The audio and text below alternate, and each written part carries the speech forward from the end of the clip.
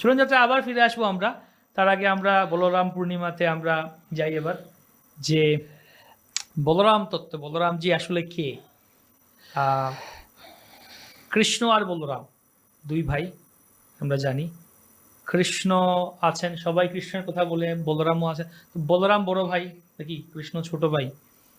তো এই দুজন আসলে কে, ওনাদের কি তত্ত্ব যদি একটু আমাদেরকে ক্লিয়ার করেন। হরে কৃষ্ণ। তো শিল কবিরাজ গোস্বামী বলছেন, সর্ব অবতারী কৃষ্ণ শ্রী ভগবান, স্বয়ং ভগবান, সর্ব অবতারী কৃষ্ণ স্বয়ং ভগবান, তাহার দ্বিতীয় দেহ শ্রী বলরাম। মানে ভগবান শ্রীকৃষ্ণের মানে দ্বিতীয় দেহ।